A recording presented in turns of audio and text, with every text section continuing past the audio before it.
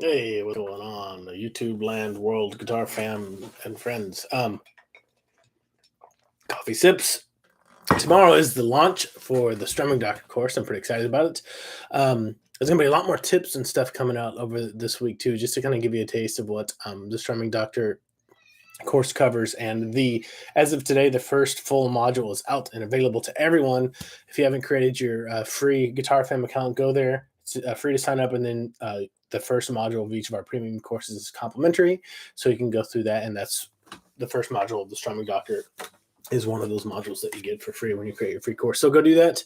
If you haven't already, if you have, all of the lessons for that first module are officially out as of today. So that's great. And the course is available for purchase tomorrow, the 18th. So that's great. It'll be fun. But today I wanted to talk about a little bit about some stuff that's in some of the modules that's, beyond the first module. And that's dynamic strumming tools, and one in particular for this little live stream. If you have any questions as we're going through this, feel free to ask them. I've got everything up here.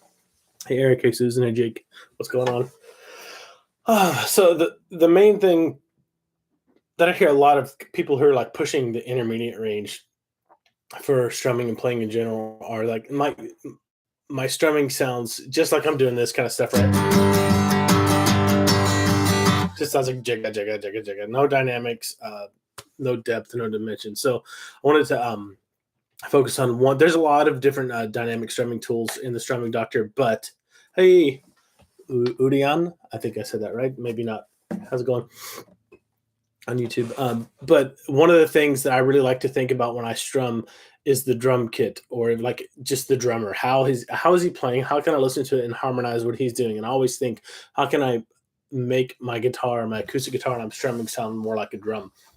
And one big answer to that is, if the song is in 4/4 time, just try to think of it as your guitar being a kick drum and a snare drum. So kick, snare, kick, snare. So the kick would be on 1 and 3 if you're counting 1, 2, 3, 4, 1, 2, 3, 4. And on 3 and 4, you'd have the snare. So kick, snare, or boom, cack, boom, cack, boom, cack, or deep, sharp, that kind of feel. Boom, cack, boom, cack. And I try to mimic that as much as possible within whatever strumming pattern I'm doing. But one really cool exercise you can do is to just take a straight 8-note strumming pattern, and instead of doing just this,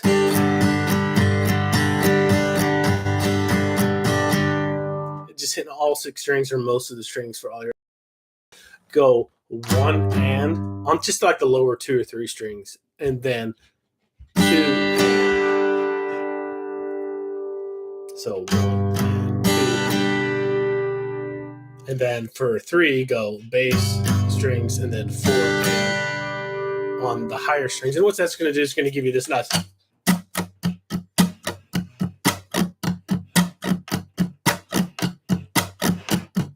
Right? And to me, that already adds a level of dynamics to your strumming that makes it sound just more enjoyable to listen to. And when you strum like this all the time, it's like somebody talking to you monotone without any inflection and just saying things loud the whole time. And it gets really tired and hard to listen to. So it's kind of the same thing with your strumming. You want to shape it as much as you can. And that's one way to shape it. Just think about a drum. If you ever sat behind a drum kit or watch the drummer play, you have kick, snare, boom, cack, boom, cack. That's what you want to end up doing. Boom, cack, boom, boom. And then do it with 8 notes. 1 and 2 and 3 and 4 and 1. So it goes from sounding like this to this. And one other thing you'll notice that I'm doing in there is I'm emphasizing the downbeats. So 1, 2, 3, and 4. I'm hitting quite a bit harder than the upstrokes, and that just creates some more shape. That's another important aspect of strumming in general, is like you choosing which notes to accent or bring out more. So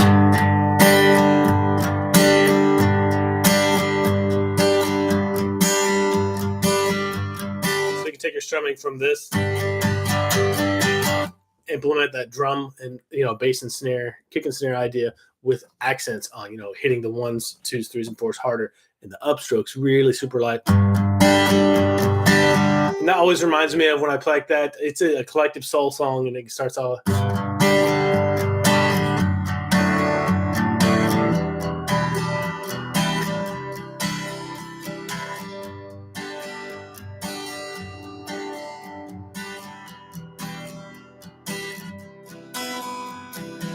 And that sounds to me, that sounds way better than this.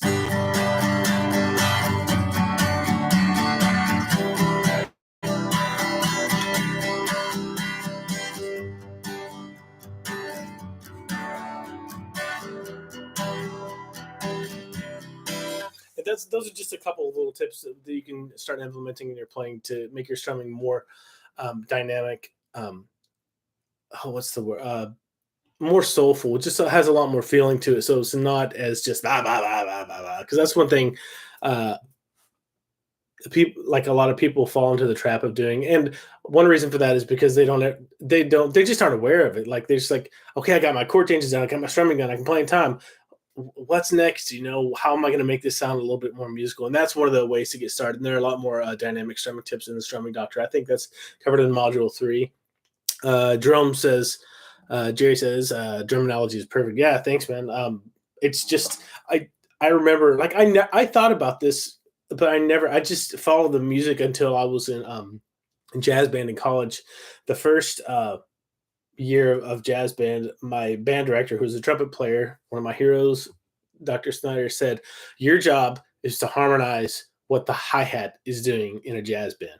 In a rock band or a folk band or anything like that, it's more the whole drum kit, kind of, because like having eighth notes going here in general is the hi-hat just in general, and then kick, snare, kick, snare, kick, snare.